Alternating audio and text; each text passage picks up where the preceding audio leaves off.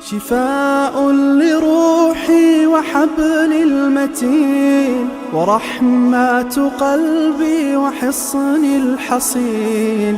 شفاء لروحي وحبل المتين ورحمة قلبي وحصن الحصين. وأمن حياتي وخير الدليل إذا تهت يوما مع الحائرين. فقرآننا هدينا والحبور وبشر يسلي الفؤاد الحزين. وفي الليل عند احتلاك الظلام سيبزغ منه الضياء. أعوذ بالله من الشيطان الرجيم. بسم الله الرحمن الرحيم. الحمد لله والصلاة والسلام على رسول الله وعلى آله وصحبه ومن والاه. Amma ba'du. Hürmetli arkadaşlar, biz bugün Sure Bakara'nınki 212. ayetini okuyumuz.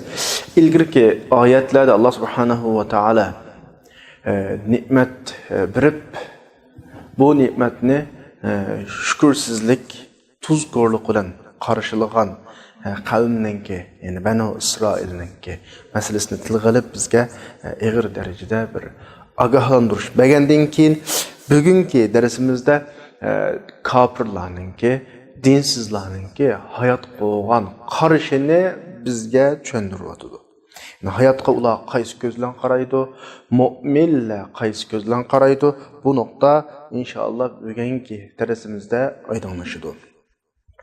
Allah Subhanahu ve Taala bu ayet-i kerimede şunda deydi: "Estaizu billah, zuyyina lillezine keferu el-hayat, zuyyina lillezine keferu el-hayatud dunya ve yeskharuna minellezine amenu vellezine ittaqav fawqahum yawmal kıyameh vallahu yerzuqu men yeşâ'u bighayri hisab." Yani kuffar, Allah'a iman etmeydigan, ahiret gününü inkar kıldıgan bu kişilerge hayatı dünya çıraylık görüstüldi deydi. Yani bulanın küzüde hayatı dünya var. Ondan başka nersini oylamaydı. Bula her nersige qarasa, şu nerse özünün bütün hayatı, o şu üçün yaşaydı, onun gayi nişanı şu digen közlen qaraydı. Ve bula mu'minlerini meskar kılıdı. Çünkü mu'minlerinin dünyaya boğan, hayat qoğan köz qarışı farklık. Nişan, gayesi farklı, közləvatqan, məngəvatqan yönünüşü farklı olğanlığı üçün bularning bir qism məsələlərdə başqaça yol tutqanlığını bular məskar qıldı. Çünki qaraş oxşamaydı. Əməliyyatda axırqı nəticə qandaq oldu? "Vellezine ittaqav fawqahum yawmal qiyamah." Dünyada özünü saqlab, Allah Subhanahu ve Taala buyurğan işlərini cayda qılıb, yani hayat musafisini asli nişanıga qarab mükemmel şekilde tamamlaganlar, doğru şekilde tamamlaganlar, musafide yoldan çıkıp ketmegenler kıyamet günüsü bularning ustida bo'ladi deydi. Vallahu yerzuqu men yasha bi g'ayri hisab. Allah xalagan kishiga hisobsiz rizq beradi. Endi biz qani oyatning tafsirini kitobdan bugungi darsimizdan anglab boqaylik. Ayette Allah Subhanahu ve Taala dünyadaki insanın, hayattaki insanın reallıqını bizge bayan qilib bermoqchi.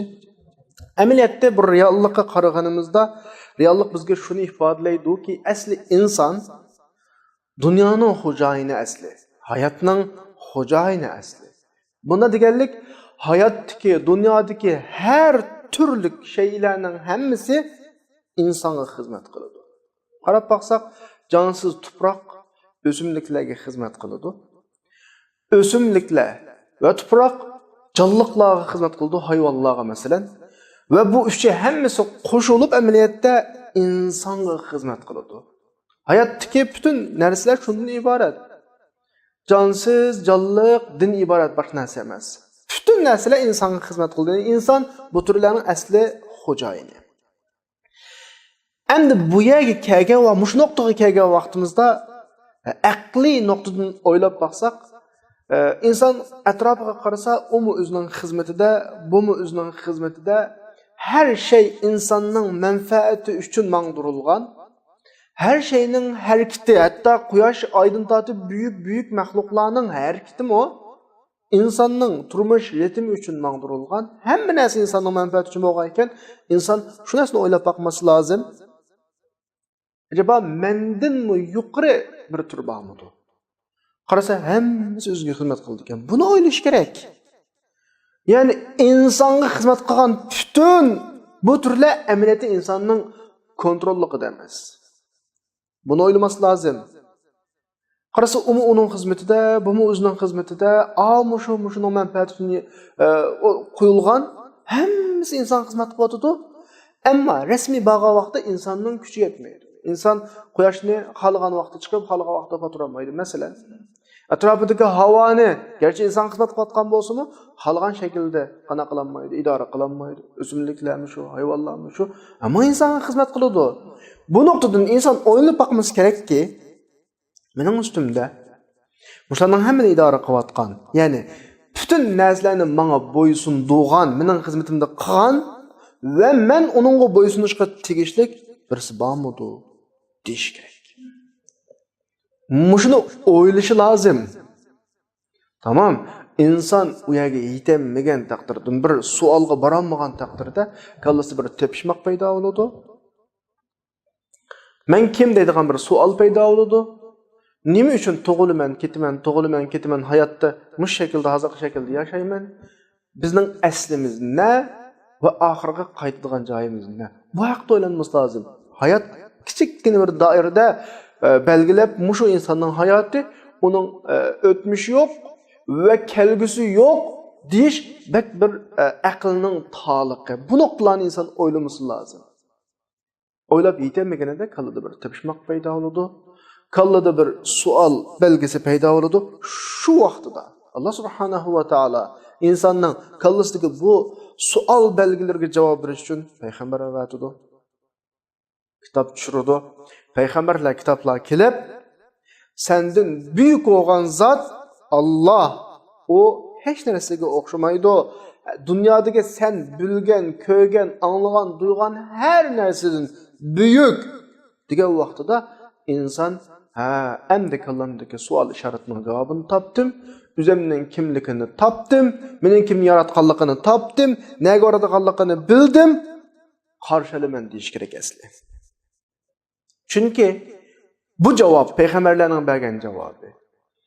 Qur'on va boshqa samoviy kitoblarning bergan javobi insonning gallasidagi tepishmoqlarni, savol belgisining hammani shishib turadi.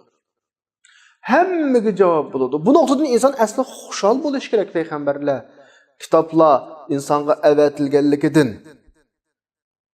Xususan, bo'libmi bir nuqta alohida bo'lsin, Alloh bu zaminda insondan o'ziga xizmat qilishni talab qilmaydi.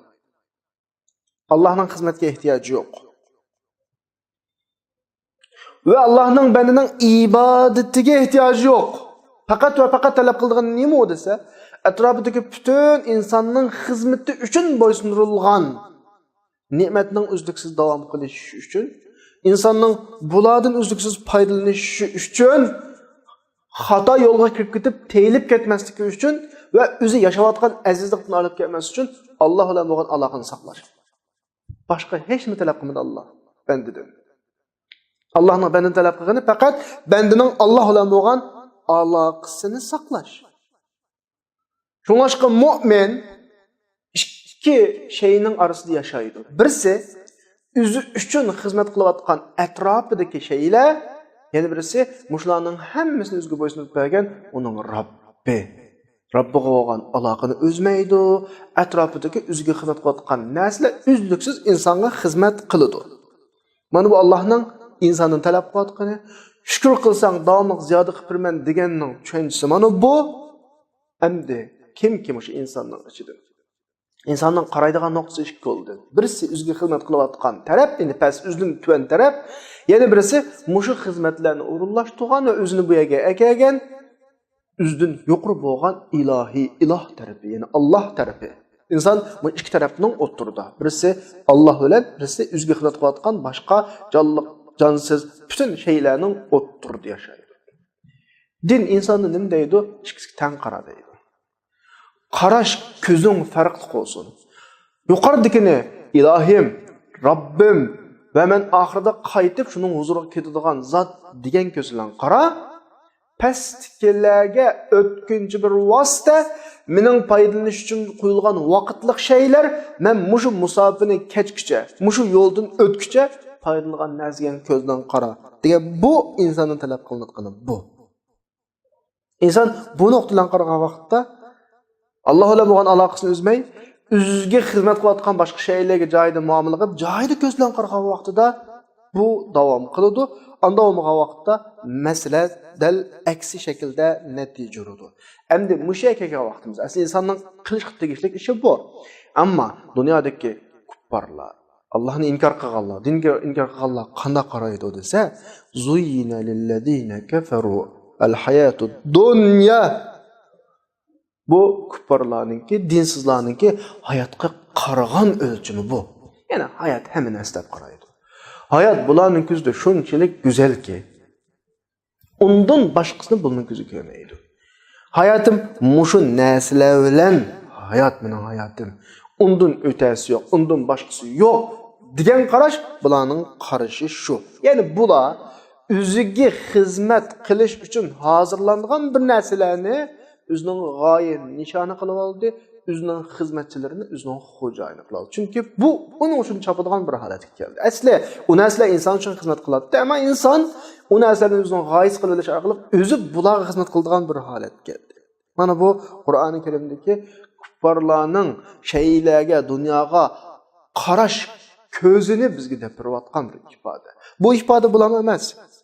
Sura Al-Imronda 14-oyatda Muşnun o'xshash shaklda ifodada qo'llangan bir ifoda bor. Zuyyina lin-nasi hubbush-shahawati minan-nisa'i wal-banin wal-qanatir wal-muqantarati min-adh-dhahabi wal-fidda.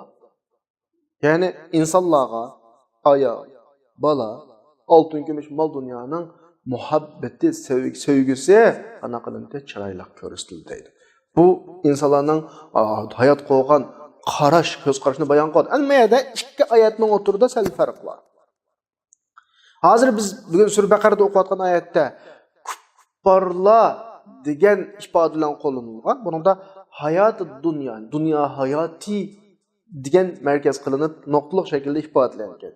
Ammo Sura Al-Imronda kishilar degan ifoda qo'llanilgan va buning orqasida yaxshi ko'radigan, chiroyli ko'rsatilgan nuqtalar tek sanalgan, ya'ni birdan. Masalan, ayollar, balalar, mol dunyoda. Ya'ni ot, mol chorva, terilg'o degandek ifodalar hammasi qo'llanilgan. Bu yerda farq shuki, bu narsalar birdan Sura Al-Imronda tilg'alangan, masalan ayollar, balalar, oltin kumushlar, esil otlar, uloqlar, mol chorvalar, etiz ziroatlar degandek bu narsalar birdan tilg'angan yerda inson deb elish. Chunki inson mu'minni o'ziga oladi, kuffarni o'ziga oladi. Mu'min bu narsalarni yaxshi ko'radi, ammo boshqa xil ko'z qarash bilanki, har go'zallikni ko'rganida, her büyüklükni ko'rganda mu'min nima deydi? Subhanallah deydi. Bu orqali iymoni teximiz ziyodaladi. Masala mu'minning iymoni texim kuchaydi. Go'zallik bu nuqtada ifodalansa, ammo kuffarchi desa, bizning bugungi oyatimizda tilg'alingandek bu narsalarni hayotimdagi hamma narsa mening butun hayotimning g'oyasi degan ko'z bilan qaraydi. Bu nuqtadan ikkisida qo'llanilgan ifoda farqli va qaritilgan obyektmi ham nima farqli shaklda ifodalanadi. Mu'min bu narsalarga nisbatan ham butun narsani deb qaramaydi. Chunki mu'minga berilgan ta'limot qaysi? Wal baqiyatus solihatu khayrun. Bu ketayotgan bir qisqa muddatlik musofa.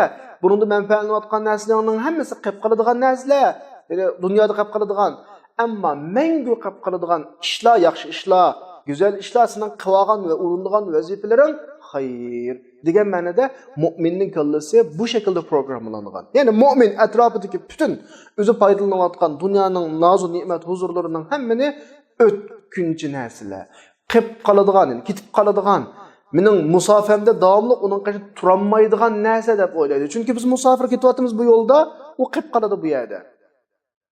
Ammo biz bilan birga mangu hamrohlab oxirgi nishongacha birga mang'adigani bizning yaxshi ishlarimiz bo'ladi. Mu'min bu qarash bilan, bu ko'z bilan qaraydi, davotida. mayada. Yani bugünkü ayetimizde Allah subhanahu wa ta'ala Küpürlarning nazar doirasi bu darajada deyish orqali bularni rasvo qilyapti. Ya'ni bular shunchalik tor nazar doiralik insonlarki, hayot dunyoning qisqagina vaqtni o'zining butun mukammal bir inson asli. İnsonni tadqiq qilib, agar insonning ichki dunyosi kirsa, ajoyib mukammal bir maxluq. Buyuk bir maxluq. Ammo buyuk bir maxluqningki dunyoga bo'lgan ko'z qarashi buni shunchalik tor doirada qanaqa bo'lgan, to'sib qo'ygan. Ya'ni bular o'ziga xizmat qilish uchun berilgan tuvan darajalikni, o'zining tuvan darajalik narsalarni o'zining butun g'oyasi qilib olgan, o'zining xo'jayini qilib olgan masala bu. Ya'ni bular bu nuqtadan ko'z qarashi bu o'g'achqa, yuqorini tushunmagan bo'g'achqa, tuvan narsalarni butun narsalab qarab olgan bo'g'achqa ay yuqorga intilib manganlarni masxar qiladi. Oyatning oxirisida nima deyotdi? Va yaskharuna minallazina amanu. Iymon etganlarni bu masxar qiladi degani, iymon etganlarning ko'zida bu dunyo intayin kichik bir narsa. Mu'min o'zining qo'lida to'plangan mol dunyoni mening mangulikim demaydi. Ishildiga ishildi. Sarf qiladi, chunki hayotin ketadi bu. Tarixda necha avlod yoki 100 avlod davomlashgan mol dunyo yo'q. Yo'qolib turdi, berilib turdi. Alloh xalqan odamga berdi, xalqan odamdan avladi. Boyning balasi namrat bo'lib qoladi, namratning balasi boy bo'lib qoladi. Mansabdorning balasi oddiy fuqaro bo'lib qoladi, hatto xor turmush qilib qolishi mumkin. Oddiy fuqaroning balasi mansabdor, huquqdor bo'ladi. Hayot dunyoning ahvoli bu. Hech qanday narsa muqim turmaydi, hatto dunyoda ham muqim turmaydi. Mu'min bu nuqtani tushunadi, nishonini buyuk nishonga tikadi. Bu narsalar cho'ng nazarini tortmaydi. Shuning bilan bularga qaramag'ini. Bu nuqtalarda mu'minningki boshqacharoq bir holatda o'zining hayot shaklini, hayot tarzini qurg'ini bularning masxarasiga uchraydi. Chunki dedik, bayatni deganimizdek, mu'min buyuk bir nishon qarab mangan. Dunyodagi bu nuqtalar buning bek diqqat nazarini tortmaydi masalan. Bu narsalar o'tkinchi narsa deb qaraydi, unda bo'lgandan keyin halol bo'lmagan tarafdan kelgan har qanday bir narsani mu'min o'zini tortadi. Halol bo'lmagan taraflarda o'zining harakatlarini cheklaydi. Lekin ma insonlar oyat gapini qilayotgan dinsizlar, kuffarlar o'zini qo'yib o'tgan bo'g'achqa kelganini qiladi. Kelganini yeydi. Halol, harom deb ular qanaq ayirib o'tmaydi. Shuning bilan bular dunyoda hamma ishni qilib bo'lgan. Eng isil kiyinadigan narsani halol harom deb ayirmasdi. Eng isil ishlarni, eng isil o'ylar masalan o'tiradigan bir shakl holat o'rtaga chiqadi. Masala bu. Shuning bilan bular avlarni masxar qiladi. Ahmoqlar deganday. Bu ahvol o'tirdiki dunyoga qarash nazaridan kelib chiqqan farq bu. Mu'minlar davomli oxiratga qaraydi.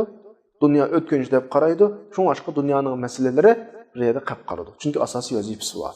Ammo avlodchi dunyo bilan butun barliqim deb qaraydi. Yavaladiganni, qivaladiganni, etvaladiganni, kiyvaladiganni dunyoda kiyvaladi. Bu nuqtadan ikkisining hayot uslubida biroz farq o'rtaga chiqadi.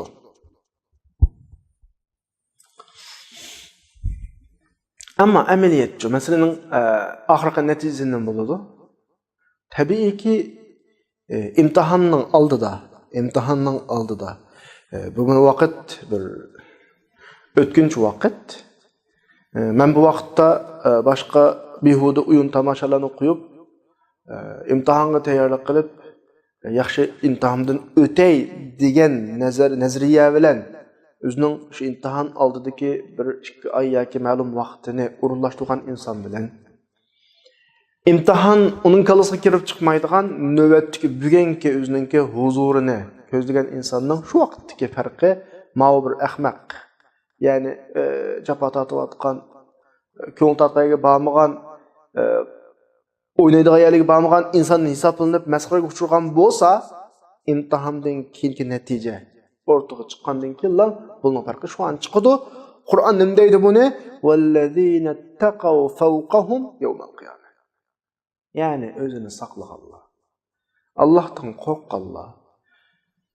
Bu musofida, bu ketayotgan musofida naloyiq ishlardan to'g'ri bo'lmagan ishlardan o'zini saqlaganlar, majburiyatlarini ado qilolmaslikdan o'zini saqlaganlar fawqahum qiyomat kunisi ularning ustida bo'ladi. Ularning ustida bo'ladi. Allah subhanahu va taolo bu oyatda bizga mu'min bilan kuffarninki farqini davatidi. Endi oyatda diqqatimizni tortadigan bir nuqta qiyomat kunisi buldun ustunda davatidi. Dunyoda ustunda emasmi acaba? Tabiiyki dunyoda ustun. Ammo ma oyatda deyilayotgan narsa har narsaga bo'lgan qarash tarafi. Görünüş, şekli tarafta xuddi ular özünü mu'minlardan üstün. Mu'minlik qilmagan ishni qilgandek, mu'minlik yemaganni yegandek, mu'minlik o'ynayolmagan o'yinni o'ynagandek nuqtadan dunyoni üstün deb qaraydi. Amaliyotda dunyoda Allohning ko'rsatmasiga, ya'ni hayotiga tatbiqlab, ta'limotini hayotda uyg'unlashtirib mangan mu'minning rohati, ruhiy jihatdagi rohati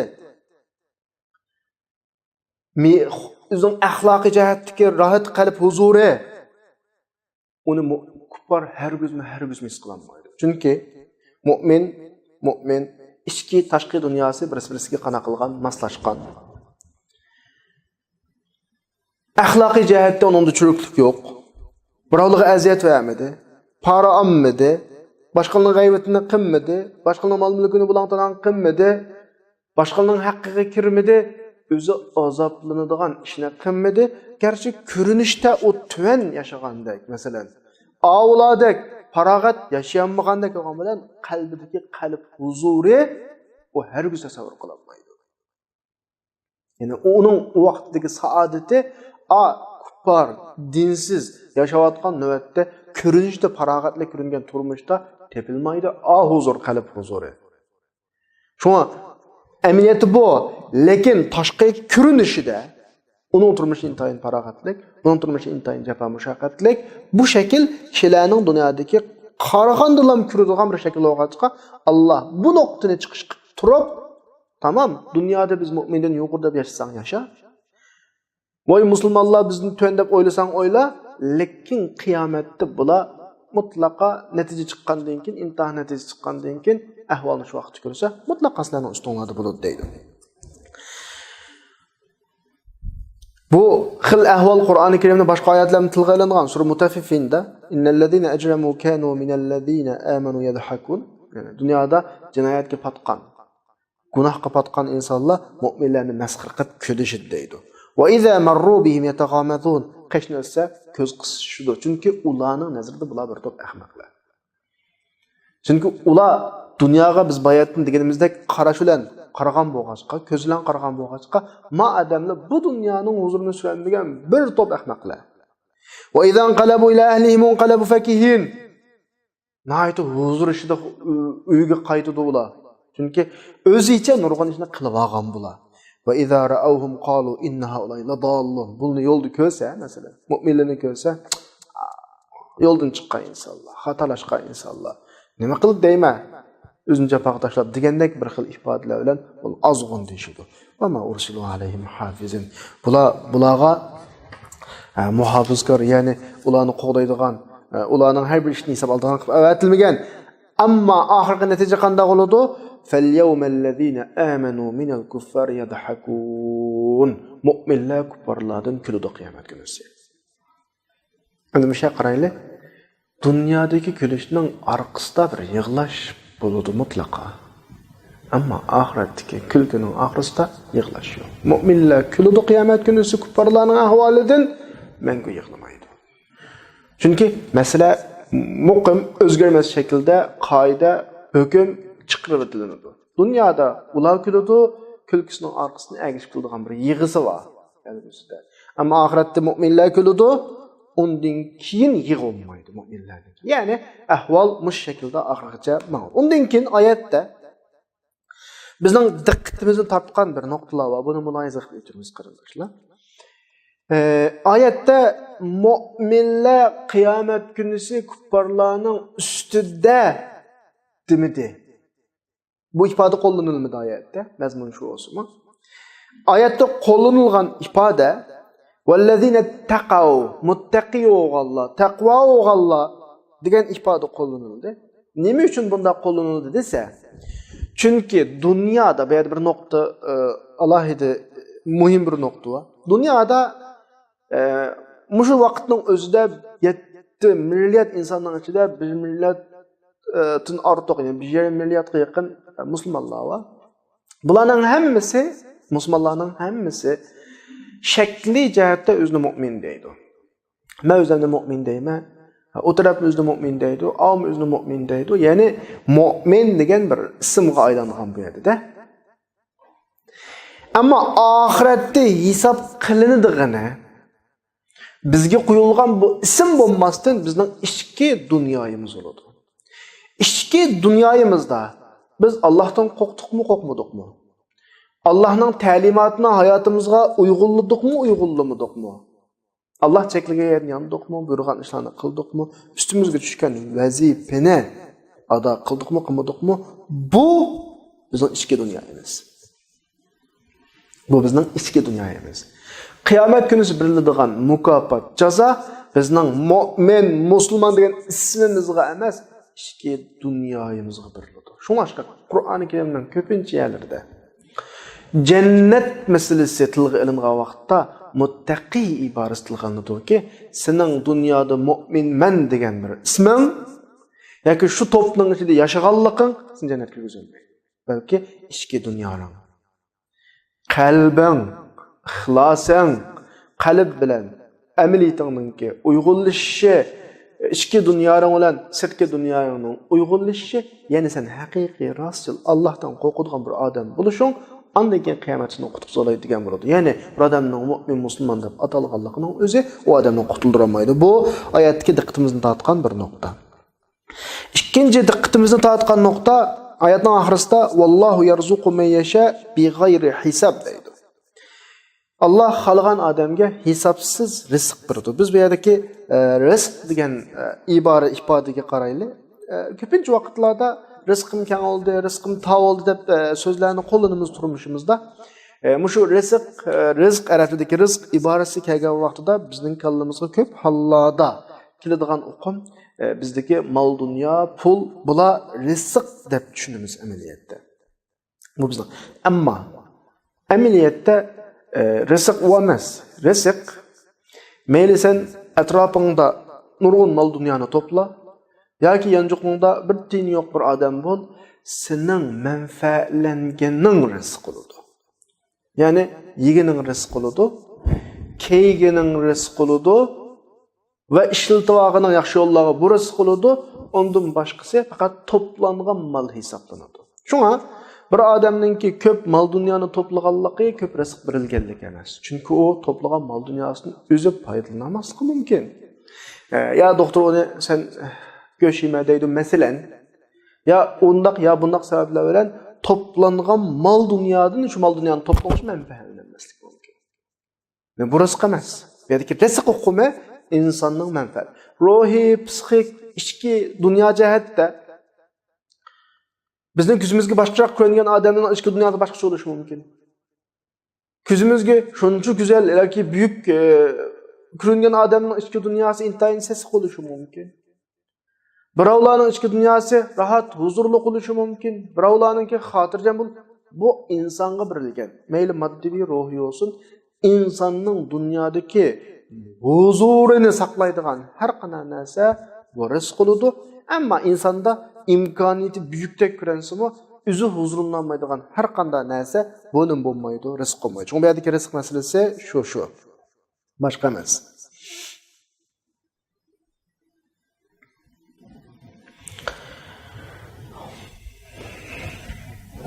Endi mushu rizq babiga munosabatlik bir gaplarni qistirib qo'yaylik.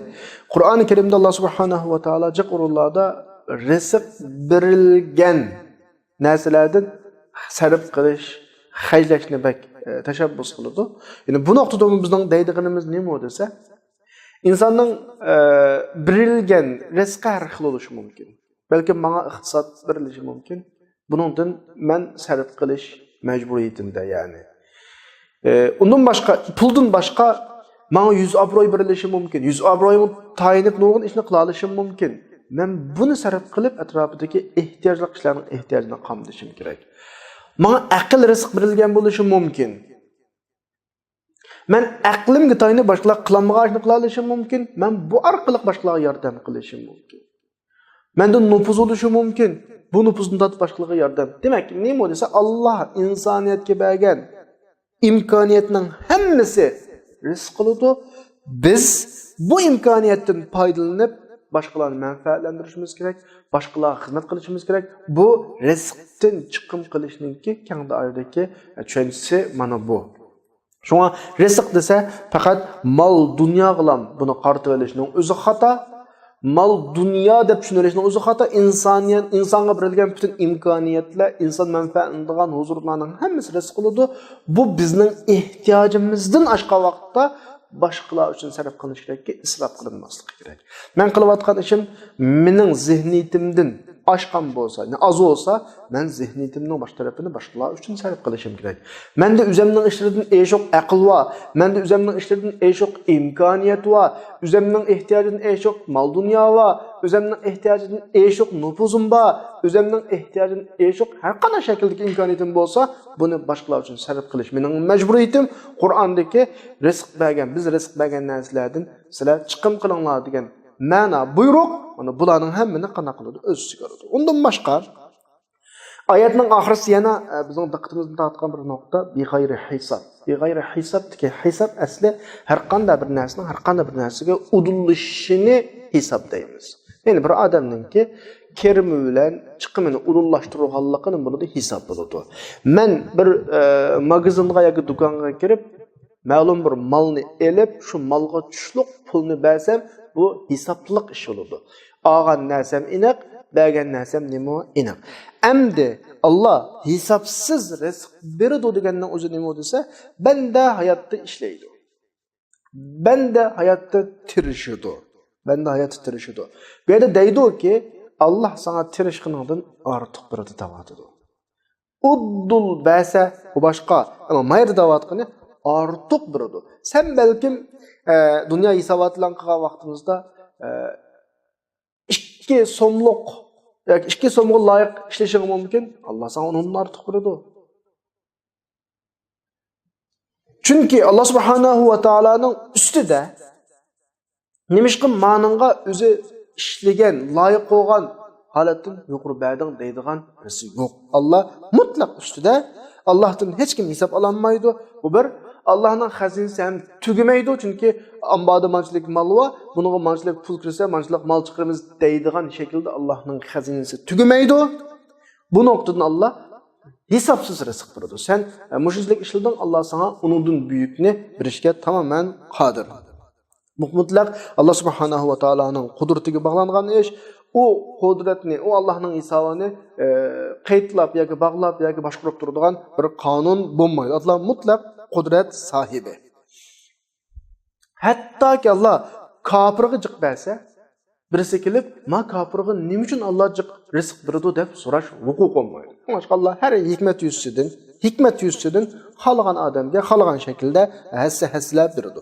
Mu'minningki hatto bizga bir qilingan va'dada mu'minning bir amali 700 hassigacha qanaqlanadi, hisoblanadi degan shaklda Allah hech kim Allohdan nima uchun bital ishni qilsa 700 ishning ajrini birisi deb so'rash huquqi olmaydi, ham so'rayolmaydi. Chunki sura Nahlninki 96-oyatda Allah subhanahu va taolaninki rizq bizga beradigan rizqni tugamaydiganligini til qilib, "Ma indakum yanfadu va ma indallohi baqi." Sizlardagi tugaydi, ammo Allohning qashdiki mangu qana qilmaydi, tugamaydi. Birisi Allohdan hisob oladigan hech kim yo'q. Birisi Allohning nazaridagi, Allohning qashidagi, Allohning xazinasi aslo va aslo qana qilmaydi, tugamaydi. Endi bu yerdagi Alloh xalqan odamga hisobsiz rizq beradi degandan yana bir bizga chiqadigan bir darsdan birisi, bizga Alloh adab o'rgatadi. Haddimizni bildiryapti. Ya'ni biz birovlarninki o'xshash inson men bilan o'xshash o'qigan, o'xshash ishildi.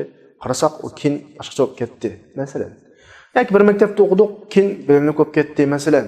Demak, atrofimizdagi bizdan ortiq imkoniyat berilgan, bizdan ortiq fursat berilganlarga nisbatan ko'z qizartmaslikni bu yerda bizga ishorat qilyapti-ki, Alloh xalqan odamga hisobsiz beradi. Sening ko'z qizartish huquqing yo'q. Chunki har ishda Allohning hikmati bor. Sen o hikmetning nima ekanligini qanaqa qilmaysan, bilmaysan. Demakchi Alloh subhanahu va taolo. İnson ko'p hollarda insonning xarakteri o'ziga bir narsa berilsa, rizqi keng qilinsa, imkoniyati zo'r qilinsa, ko'pincha insonda bir xil mag'rurlik ahvoli kelib chiqadi. Ya'ni Alloh meni hurmatlaydi. Ya'ni xuddi Allohning nazarida o'zi hurmatli bir insondagidek. Mana bir shaklda hatto bizning quluqimizni anglatadi atrofimizdan. Ammo aks taqdirda yana uningga bir musibatlar kelib, ba'zi bir sinoqlar kelib qolgan vaqtda nima deydi? Men xuddi Alloh meni tashlayotgandek, bu gaplarni atrofimizdagi yaqinlarimizdan anglag'liq. Alloh meni tashlayotgandek, Alloh meni yomon ko'rgandek bir xil tuyg'u bo'lib qoldim. Nima ish qildim? Bunday ishim oqmaydi, tijaratim oqmaydi. Nima ish qilsam ziyon tortaman? Deydigan bir tuyg'u insonda bo'ladi. Alloh dal mushu tuyg'uni kesyotdi-ki, bu yerda Allohning har shayda bir hikmati bor. Alloh xalqan odamga, xalqan odamligini mu'minga mukofirga hatto hisobsiz beradi, ishligidan ortiq beradi, loyiq dereceden eşit birdi. Hemimizin hikmeti var. Hiç kiminin bunu köz kızartış hukuku yok. Allah'tan sual soraş hukuku yok. Hemimizde Allah'ın hikmeti var da vardır. Sonra Surah Fecr'de insanın karakterini düşündürüp فَأَمَّا الْاِنْسَانُ اِذَا مَبْتَلَاهُ رَبُّهُ فَاَكْرَمَهُ وَنَعَامَهُ فَيَقُولُ رَبِّي اَكْرَمَنْ وَأَمَّا اِذَا مَبْتَلَاهُ فَقَدْرَ عَلَيْهِ رِزْقَهُ فَيَقُولُ رَبِّي اَهَنَ. İnsan bu karakteri bizge oturup koyuyor. Yani insan şundan neresi? Üzgüsünde bir neresi birilse, üzünden bütün kıvatkan işleri toprağa, o'zining mengayotgan yo'li to'g'ri, Allohning nazarida hurmatli odam deb qaraydi. Agar shunda bir rizqlar imtihon yusidan va amma iza mabtalahu insonlar imtihon yusidan uning rizqlari shunda qisilsa, imkoni shunda qisilsa, ba'zi ishlar shunda ta'tirga manslam inson o'zicha xuddi Alloh uni yomon ko'rgandek bir xil tuyg'u kelib qoladi. Kalla unda emas. Sana berilgan rizq imkoniyatlar sening Allohning nazarındagi hurmatini ifodalamaydi yoki sendan ne'matlarni evlanganligi Allohning sana ahanat qilganligi hisoblanmaydi. Unda emas. Bu yerdagi eng muhim halqa nuqta nima desa, Allohning ne'matining sana birilishi sening yaxshiligingning alomati, birilmasligi yomonlikning alomati emas, balki birilgan shu imkoniyatda sening go'zal tasarrufot qilishing, şu birilgen nimetlerini güzel şekilde idare kılışanın özü mana Allah'ın seni yaxşı görüş, yaxşı görmesi gidip şu insan bulurdu. Mao. Sana büyük imkaniyet verildi. Doğruya gitse tasarruf kılalıdın. Allah beni yaxşı görürdü ki. Doğruya gitse tasarruf kılamadım. Allah beni yaman. Mana ölçem kılsan bulurdu ama birilgen ve birilmegenlikini ölçem kılsan sen bunun da hatalı size davatıdır.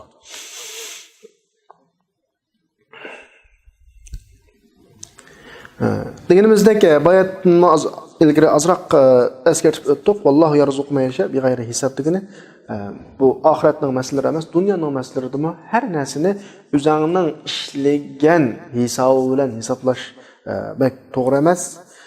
Balkim sen qattiq ishlashing mumkin, bir hikmatlar tufaylidan sening bu natijang bekor bo'lib ketishi mumkin. Dehqon qattiq ishlaydi. Bir yıl jafo tortadi, tabiiy ofatdan birisi kelib tulan, bir yillik ajrini hammasi bekor oladi. Buningdan oxiratning bir hikmati bor. Balkim bu yerdan tatgan ziyonni yana bir yerdan olish mumkin. Balkim mushu ziyon seni yana bir yep-yangi dunyoga, masalan sen kasb almashtirishi mumkin, yep-yangi dunyoga yuzlanishing u yerdan sana buyuk bir natijalar kelishi mumkin. Demak, har shayda Allohning hikmati bor. Sen bir tijorat ziyon tatlam, olib ketsang olmaydi. Bir tijoratni tatgan ziyon seni onundan güzel, onundan yaxshiroq yana bir sohaga boshlab akirib, sen büyük natijalarni, büyük utuqlarni qo'lga keltirishingni nisbat qilish mumkin. Shu har ishda nima hikmat bor.